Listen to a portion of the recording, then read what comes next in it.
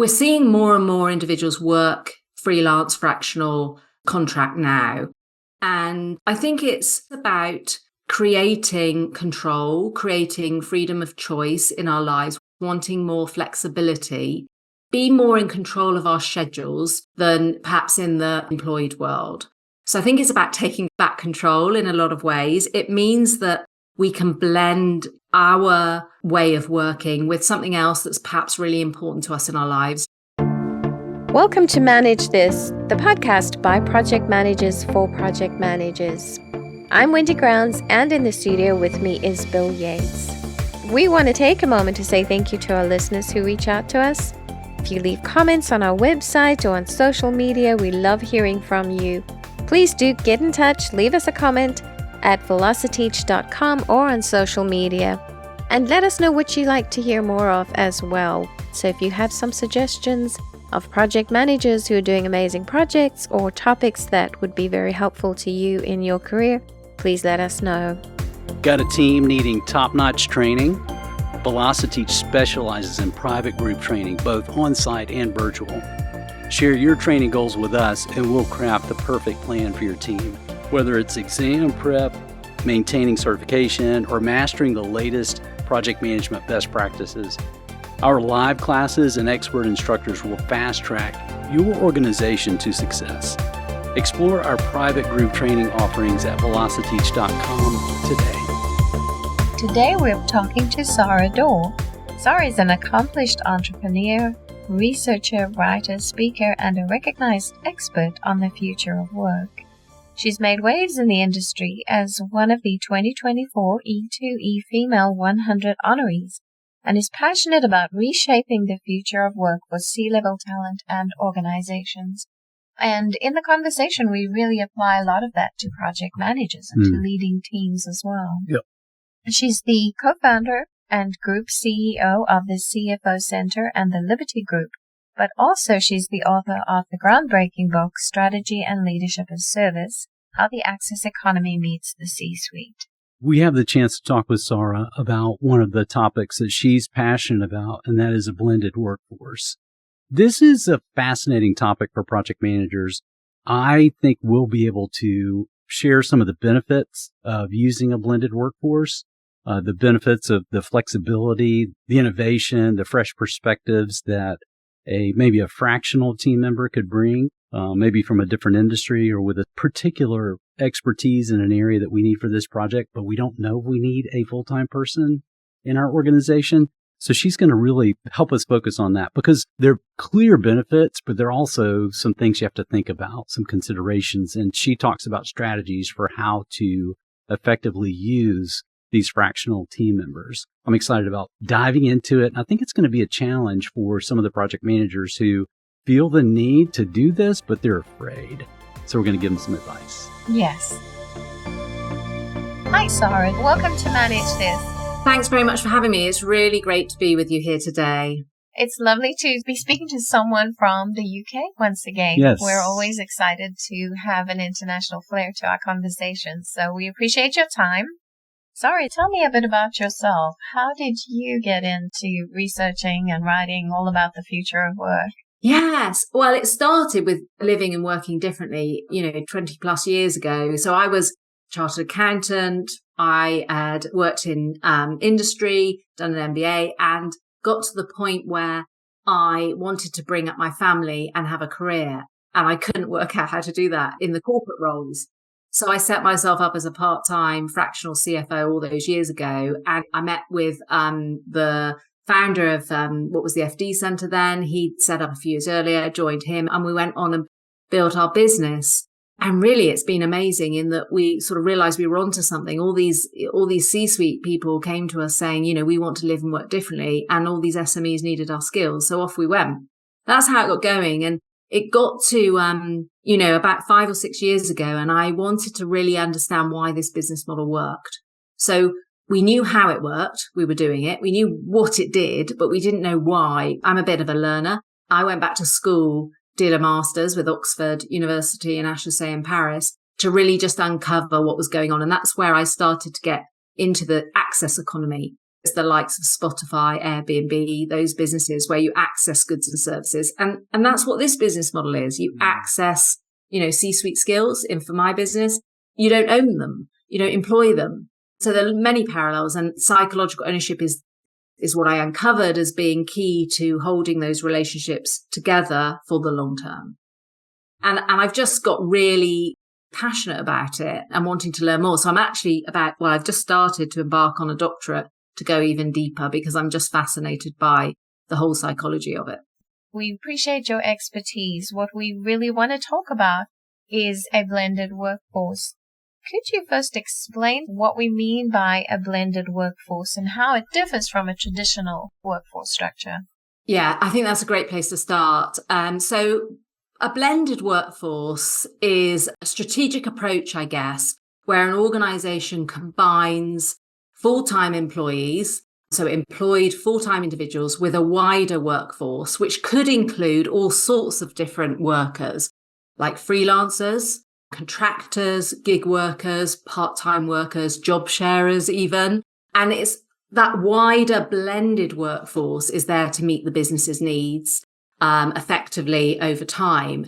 And I guess it involves integrating that traditional employee workforce that we're probably all really used to and familiar with more of a non-traditional workforce to create a more flexible and diverse workforce that's wider, that can adapt to changing demands, maximize productivity, that sort of thing. So be very flexible.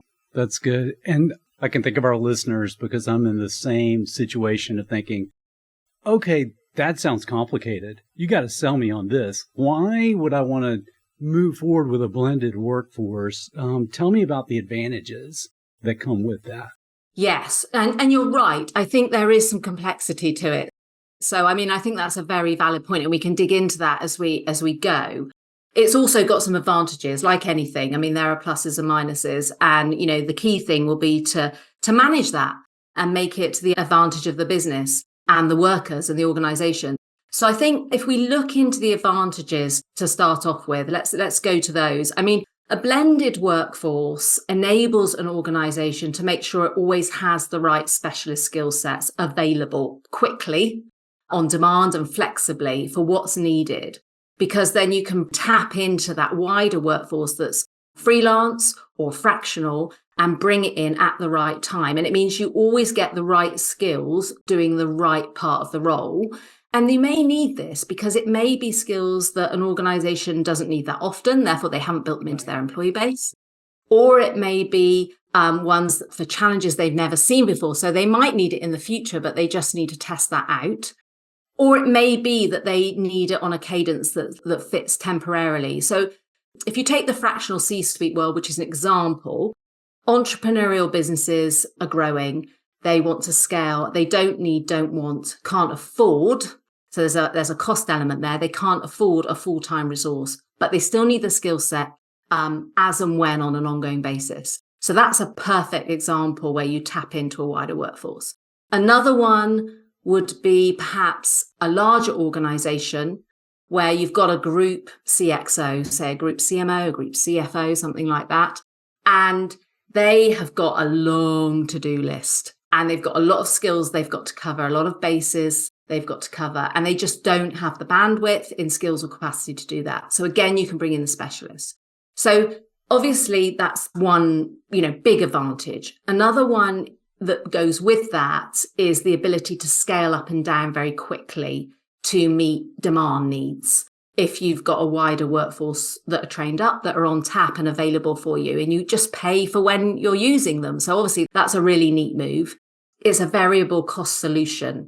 I think that's another way for organizations to test new ways of working, to always make sure they're on the right side of the profit margin line when they're doing certain activities. So if you've got quite a volatile market, you might want to use a wider workforce for that, because then you've got a changeable resource base.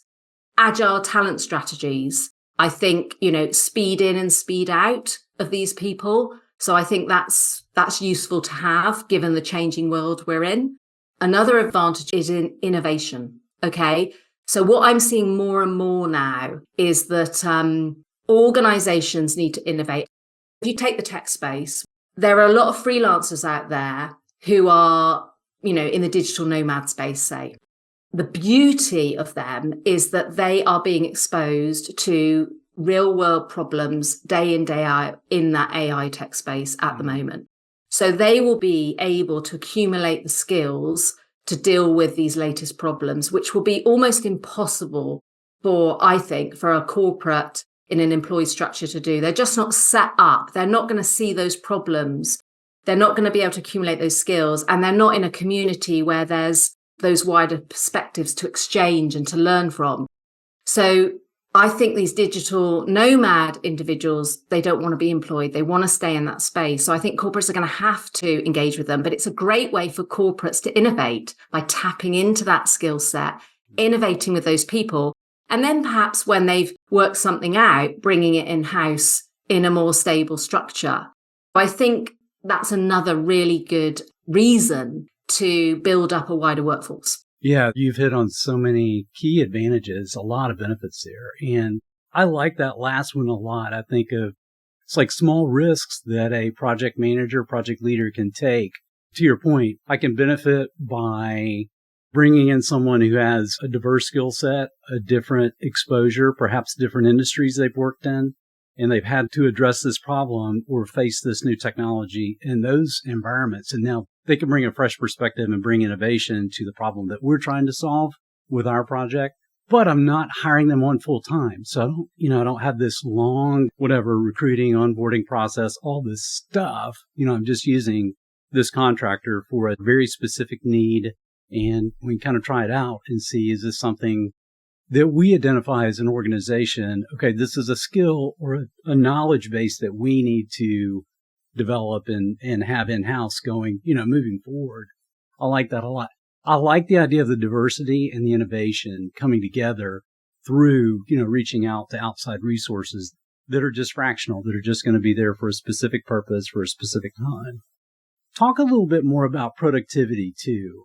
As I think about project managers, again, there's a benefit of productivity with this, but there are positives and negatives. I have to bring somebody up to speed quickly on what my project's doing and what our goals are. But man, if I can get effective at that, then I can boost our productivity because I have that person who has a different experience, who may bring innovation and new ideas to my team. So what have you seen in terms of productivity and how the blended workforce can help or boost productivity? Yeah, that's a great question. So a good way to approach that is still to think of these individuals that an organization is going to engage with. The key thing is to still build a relationship with them, because then you bring them into your organization for a project to start with, the first project. And there is always obviously going to be that element of upskill and learning on the job, which you're going to have to go through, whether it's an employee full-time in-house or whether it's wider workforce. There's that first cut of that. The key thing then, though, I think, to be productive on subsequent related projects without having the full-time cost is to maintain a relationship with that team or wider workforce. Because then they know your organization, they know the way you work, you know the way they work. And then that learning piece is so much easier every time, but you're not paying for the downtime in between. And I think that is the ultimate way of using the wider workforce. They are part of your workforce. I think that's the mindset shift. This isn't a transaction anymore. They're not a body that just does a volume of work.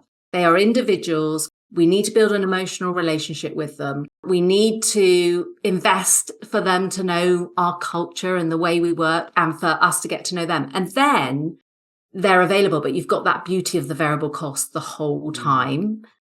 So I think that really enhances the productivity piece. I guess the other side of it is, which is related to that, not directly, but related, is their network. So those people are going to have a much bigger network in tune with the type of work you're giving them in the first place. They are going to be able to bring in more quickly, probably, than a corporate will be able to find themselves, the next person they need or the next skill set they need or other resources through their network, because these people have to be well connected to work in this sort of freelancer environment. So again, that cuts down speed to market, I think, in finding the right resources. And also you can use the people that are in your wider workforce to help bring on and get the others up to speed every time. So I think there's lots of sort of smart ways of working with a wider workforce. You know, my experience of going down the full-time employed route and the big commitment piece is if you get it wrong, it's very, very expensive and very, very time consuming. You're talking 2 years sometimes worth of time and money and not going very far sometimes. I mean, it's crazy. So I feel that, this could be a really good alternative. And I think the issue with organizations is we like to own things. So we feel a little bit vulnerable about engaging with this wider workforce. That's so interesting. I'm just thinking of the phrase, try before you buy. This Yeah. does lend itself to that. And your point about relationships is so important. It's important for project managers to not look at this as a resource. Like, okay, well, I have to rent equipment, I have to buy materials, and I'm going to go get some contractors. No. This is a part of the team. And we'll talk more about that. But that's such a vital point you're making. And I've had a similar experience when I've found contractors who are participating in specific parts of projects that build that trust with me and with the team. Those are the people that I'm going to ask, when I need another contractor or I need someone who can do something a little bit different on the project. Yeah, that's who I go to. Because, to your point, they have to network for survival, to grow their own business. And they're going to know people. So why would I not go there? I trust them. They get our business. They understand how our team works. That's a perfect resource to go ask, hey, do you know someone who can do this particular technology and help with that? Absolutely. Yeah. Well, I think ultimately, if you can get to that with a wider workforce, you really are in a really great place, because then you've got the best of everything, haven't you? You've got that flexibility, it's on demand, and you've got inbuilt knowledge within those individuals who are loyal. They're loyal. They just don't happen to be working with you all the time. And that's okay. I was actually, before speaking to you today, I was looking at my direct report team. It's about 50-50 of employed full-time and freelancer fractional. And when I look at the way I work with them, I can't tell the difference. I can't tell the difference between them. And for me, that says it all, in that they are there. They're there when they need to be. They work really brilliantly together. I treat them as one team. They're not different in my mind. Now, I've had the benefit of building our business from the ground up in that way. I think it's harder for some organizations to shift from a more traditional approach. How does this benefit the individuals? Yes, it's a choice. So we're seeing more and more individuals work freelance, fractional, contract now. And I think it's about creating control, creating freedom of choice in our lives, wanting more flexibility, be more in control of our schedules than perhaps in the employed world. So I think it's about taking back control in a lot of ways. It means that we can blend our way of working with something else that's perhaps really important to us in our lives, and often I find I've got sort of personas of people that want to do this type of work. And there's the freedom seeker, someone who's looking for more meaning and purpose in their life. And they want to do the one thing they really like doing more of the time and have more meaning and purpose in their work on their terms. There's the mini entrepreneur, someone who perhaps has got a small side hustle that they want to pursue in an entrepreneurial space, but they also want to freelance and contract alongside of that. So there's all sorts of different drivers. It could be I call them the work care balancer. So that perhaps someone who wants to care for family members, elderly family members, or other members of the family. There's obviously those who want to care for their children. The benefits are that, we get to choose when we work and how we work, and we can design our working life around that. And I think we also get to choose who we want to work with. You don't always get it right first time, but over time, I think you can build up a really good picture of where do you fit, who are the right people. And I think then when you are working with your various different businesses, it's a real pleasure. You're in your swim lane and you're doing it in flexible terms. Now, that doesn't mean being selfish. That means about giving as well to the relationship. Because ultimately, if the business you're working with doesn't get what they want, it's not going to work. But when you're in there working and it's meaningful and you really like the people, you're going to give and make it work, and you're going to flex, and both sides flex because it's a relationship. So I think those are all the upsides. There are downsides, like anything. I mean, it's a different way of living and working. You've got to get going. You've got to learn how to find these businesses to work with in the first place, and networking. And sometimes, you've got to have some money behind you to spend the time to build it up in the first place. And a key thing, I think, is making sure you've got your family behind you if you're going to switch to doing this way of working. Because I've heard of people being asked by their family, when are you going to get a proper job again? And that sort of isn't very helpful. Yeah.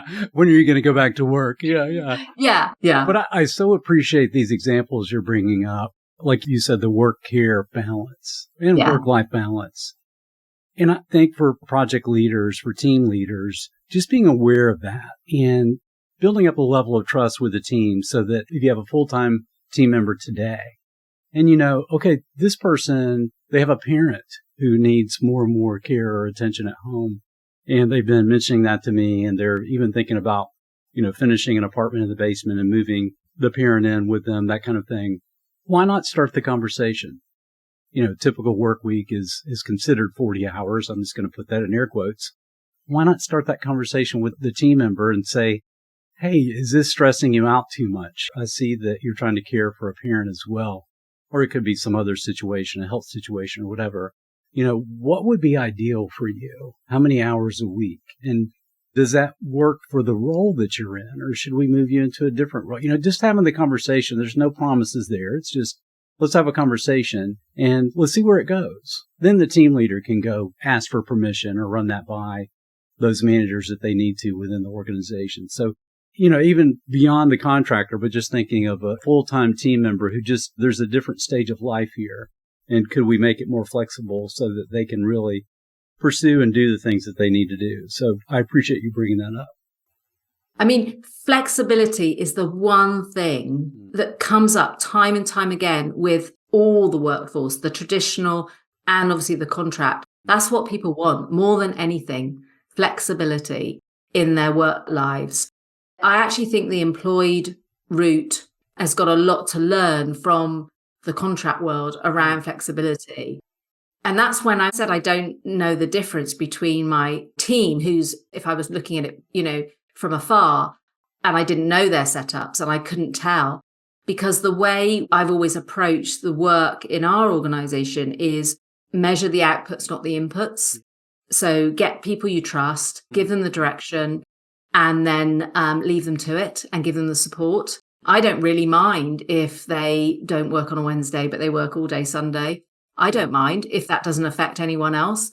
And that's sort of how the contractors can work at times. Now, I mean, that's a bit extreme. And if anyone's listening to that in the traditional world, they might be a bit aghast at that, but I'm just laboring the point.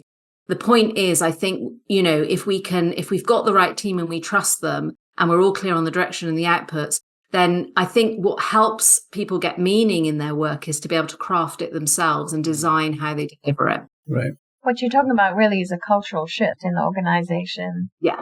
How do you encourage organizations or even a project team to make that shift? Yeah. Do you know what? I think it starts with the leader. Well, and ultimately the leader of the whole organization, isn't it? Because it has to be a culture, and the culture comes from the leader generally. So for me, if leaders, I'm a big fan of more sort of decentralized leadership. And as I said, the reason why I sort of fell into it is that the organization I've built, we never employed anyone. So we couldn't go to command and control, even if we wanted to, because no one would take any notice of that. So we had moved to an inspiration, leadership by inspiration.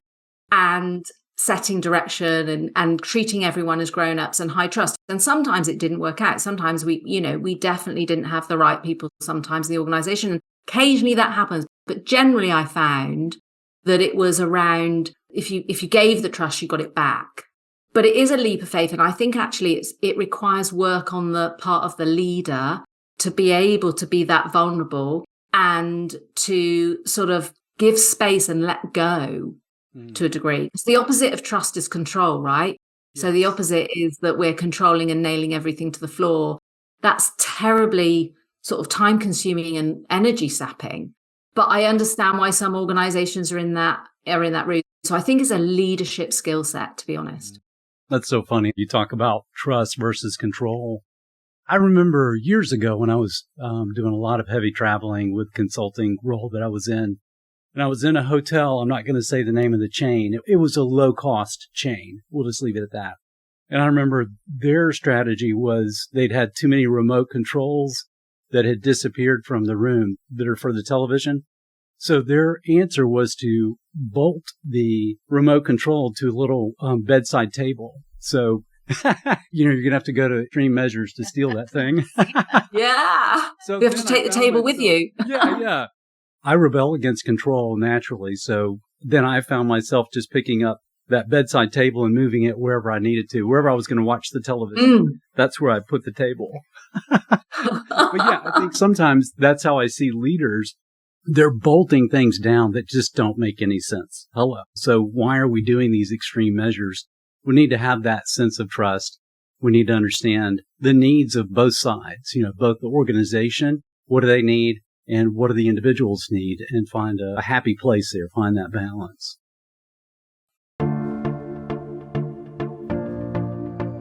Rin Love here with a glimpse into projects of the past, where we take a look at historical projects through the modern lens. The historical project we'll be delving into today has become a symbol for the country of India itself, the Taj Mahal. The Taj Mahal, which is a name of Urdu origin, meaning crown palace, stands as a testament to undying love and unmatched craftsmanship. It was commissioned by the Mughal Emperor Shah Jahan in 1631 to commemorate his beloved wife who had passed away during childbirth. The Taj Mahal isn't just the one iconic building. It's actually a complex made up of 5 elements. The main gateway, a large garden, a mosque, a companion building to the mosque, and the mausoleum. Primarily crafted from Makrana marble, the Taj Mahal is adorned with stone inlays that incorporate many semi-precious stones, like lapis, jade, and lazuli. The calligraphy along the entrances to the mausoleum is both intricate and deliberate, with the lettering increasing in size according to its relative distance from the viewer, ensuring a uniform appearance from the terrace. The construction was a colossal undertaking, utilizing over 20,000 workers from India, Persia, and the Ottoman Empire, and Europe. A massive brick scaffolding, mirroring the tomb's future structure, was built, along with an almost 10-mile-high earthen ramp. This ramp was used by teams of oxen and even elephants to deliver the materials to the workers, who then used a series of pulley systems to move those large blocks of marble into place. Completed in 1653 after 22 years of construction, the Taj Mahal's total cost was estimated at 5 million rupees at the time, which is equivalent to approximately $78 million in today's money. So, was this project a success? Absolutely. It is recognized as one of the greatest architectural achievements of Indo-Islamic architecture, is visited by up to 5 million people annually, was designated a UNESCO World Heritage Site in 1983, and was included in the list of the new 7 Wonders of the World in 2007. The Taj Mahal hasn't remained untouched by history, however. Political and environmental factors have taken their toll, leaving the complex in a state of disrepair. Most recently, air pollution from nearby foundries has marred its marble facade, prompting a research and restoration project in 1998. Thanks for joining me for a look into projects of the past. I'm Rin Love. See you next time.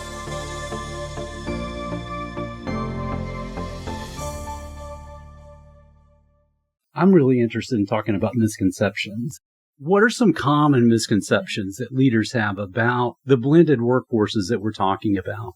Yes, I think that's an interesting one, because I think most people think that they only do work, not important work, the wider workforce. So the important stuff's done by our employees, everything else we'll let the wider workforce do because that's less sort of risky. Whereas I actually think that we're going to have to get on board with that balance changing because, as I just said earlier, there's a lot of people out there with the skills we need in our organizations, and they're only available in the freelance market. So therefore, we need to understand that these people can do important work. And we also need to think of them not as temporary. They might work with us, in temporary slots of time or bouts of time. But actually, if we have a long-term connection with them and a relationship with them, then that's only, I think, going to be a good thing for the organization, as I said before, around being able to tap into them as and when. I think that the employed and self-employed can't work well together would be another misconception, or that we're very different. And I think, we have to go to a place where we think of them as one team. I think to do that, there's quite a bit of education required. Like, why are we adopting as an organization these different strategies? Why have we got a wider workforce? What's the benefit? What can we learn from each other? How can we work together? So I think there's a lot of things that we should be able to do to prepare the organization for us to be one team and explain why it's good for us all to learn from each other and to have that flexibility. And that the self-employed aren't there all the time. But I also think now that COVID has been and gone, thank goodness, what it did do for us was it blurred the lines around the obvious differences between, the freelance and the employed market. Because in the hybrid model, not everyone, if we're operating that, not everyone's in the office all the time either. So that does also help for us to feel like we're all one team. Those are some of the misconceptions really about the importance of work, the fact that we can't work together. I think we can. And I think another misconception is that they aren't a secure resource. I think if you get the relationship right, they can be very secure, because if it works for them and it works for the organization, it can last a very long time. I mean, we've got relationships with our client base 15 years. That's way past some of the employment relationships. The other thing I think, which is different between the employed and the freelance, is when we bring employed people in and we put them into our system, we can take them for granted to some extent. And actually, we might do an appraisal with them once a year or something like that. But the self-employed or the freelance market, because we're paying every time they show up, I think we hold them accountable more. I think we measure it more.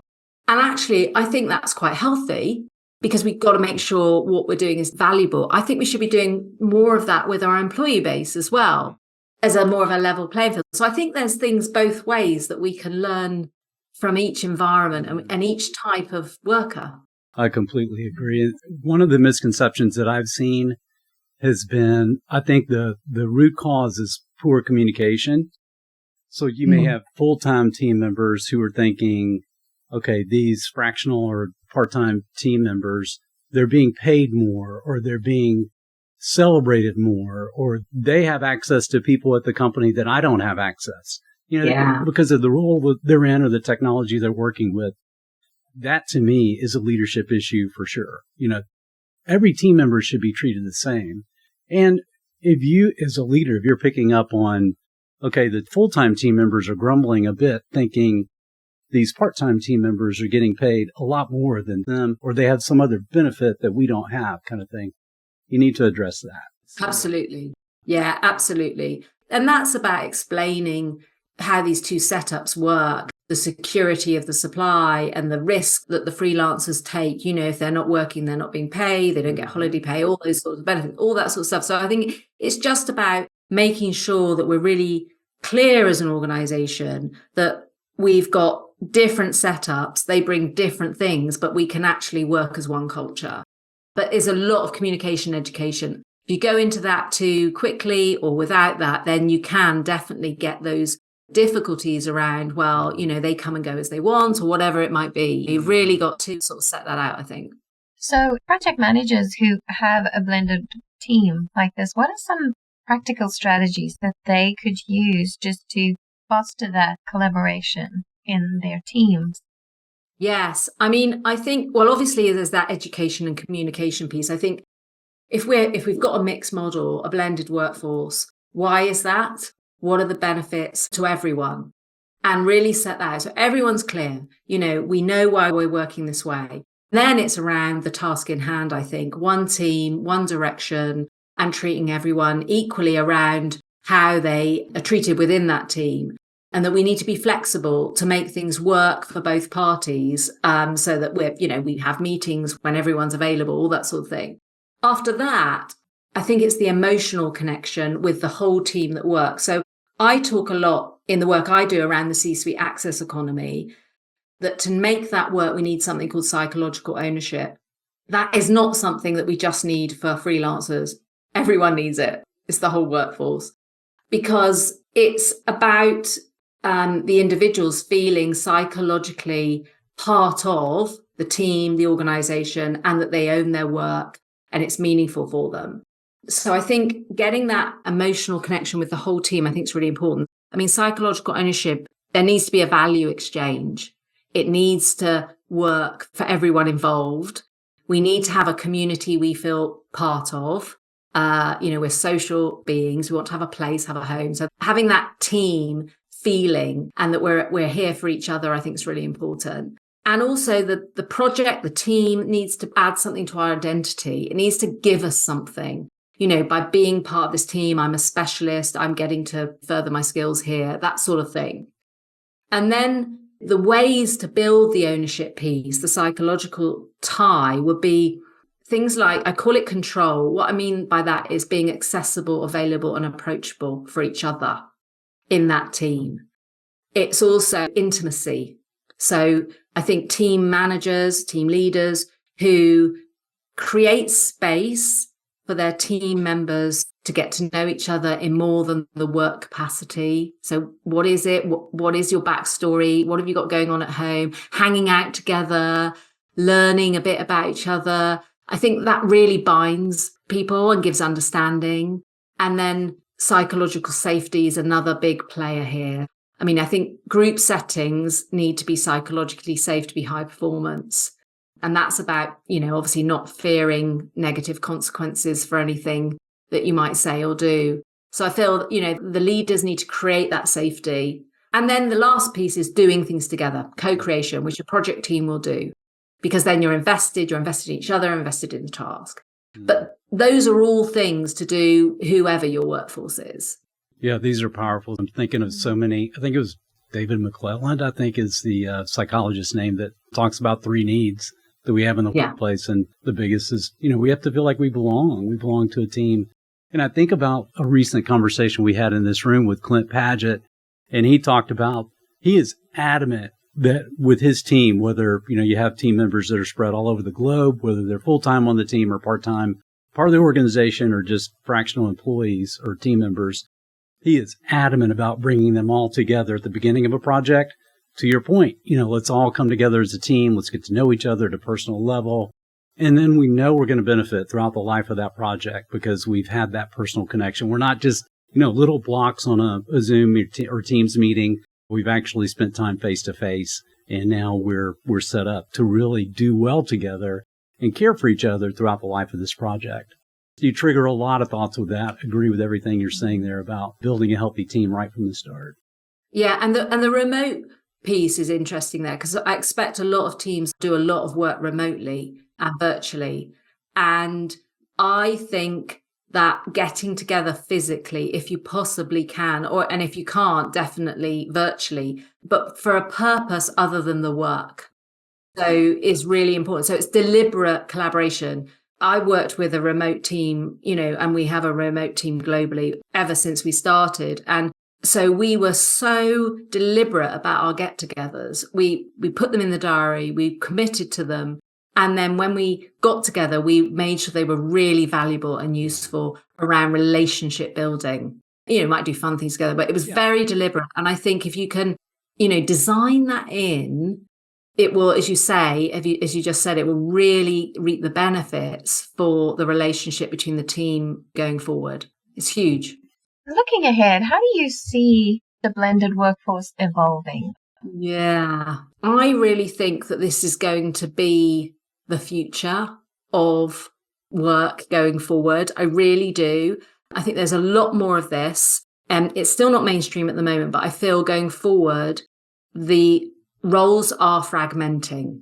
So the roles with the big impressive titles, obviously we're still going to have some, but I think there's a lot going forward where roles are going to fragment into work, tasks, and activities, some done by humans and some done by humans with machines and automation. So I feel that's where the unbundling is going to increase. There's going to be more of that.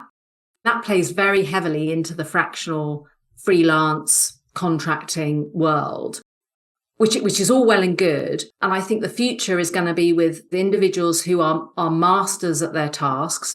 So you can always get the specialist to deliver, which is, on point. You're going to get the specialist for every task, and the individual is going to get flexibility and all that we talked about before.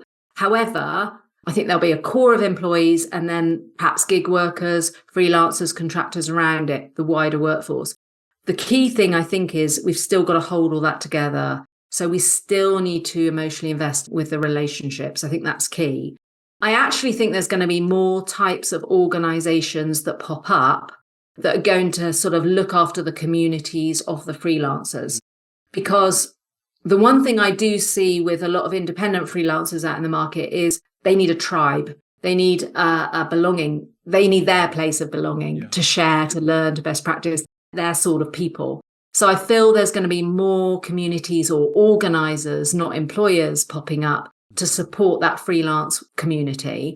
And I think they serve quite a good purpose because the other employers, the employers who've still got their employee base, the bigger corporates who need to engage with these freelancers, I think they can use these organizers to make sure that they are fit for purpose. They've got the skills.